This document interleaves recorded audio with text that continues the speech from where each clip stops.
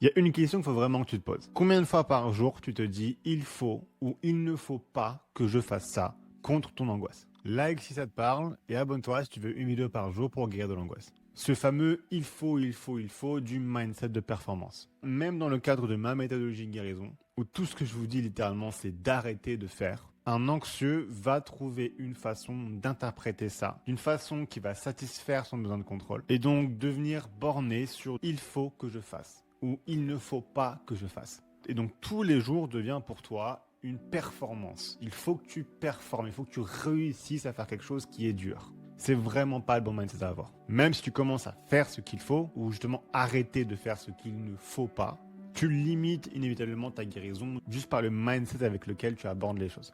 En fait, tu as trois options. L'option du « il faut que je fasse quelque chose », l'option du « il faut pas », donc c'est l'inverse, il faut absolument pas que tu fasses quelque chose. Et la troisième option que tu ne veux pas accepter, qui est de juste ressentir. Si tu as peur de jamais guérir de l'angoisse, tu as peur de jamais guérir de l'angoisse. Si tu as peur d'avoir un cancer, tu as peur d'avoir un cancer. Quand tu te dis « il ne faut pas que je fasse ça », c'est la même chose que quand tu te dis « il faut que je fasse ça ».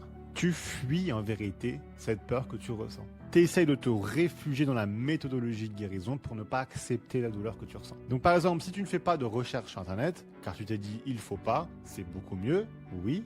Mais si tu dois te le dire, en fait, si tu dois avoir une décision qui doit être prise dans ta tête avant de ne pas faire la chose, c'est qu'il y a encore une partie de toi qui est dans ce mindset de quel est le bon choix à faire, quel est le bon chemin à prendre pour arrêter de souffrir dès maintenant. Et c'est seulement quand tu te places dans le bon état d'esprit, tu as accepté que rien ne pouvait être fait ou pas fait pour faire passer une douleur au plus vite, ça ne devient même plus un choix en fait. Petit rappel à la base en fait, arrêter les CCR, ça marche au long terme, mais ça ne marche pas au court terme. Tu ne ressens pas d'effet direct quand tu arrêtes les CCR, même si c'est évidemment ce que tu as besoin de faire pour guérir. Au court terme, ça ne change rien en fait. Et les gens qui ont le plus de mal à arrêter leur CCR, c'est ceux qui se basent trop sur le feedback court terme. Et comprendre tout ça, ça retire cette question de est-ce que je dois faire ou pas faire. Et ça devient complètement logique et naturel pour toi de juste ressentir et d'accepter que ça va pas quand ça va pas. Donc là, vraiment, on est sur un des points de non-retour de la guérison. C'est hyper dur à accepter ça. Mais une fois que c'est fait, une fois que tu as accepté de payer le prix qu'il faut payer au court terme, tu vas vraiment commencer à voir et à comprendre cette notion de « Ah bah oui, en fait, l'anxiété, c'était vraiment qu'un chapitre dans ma vie ».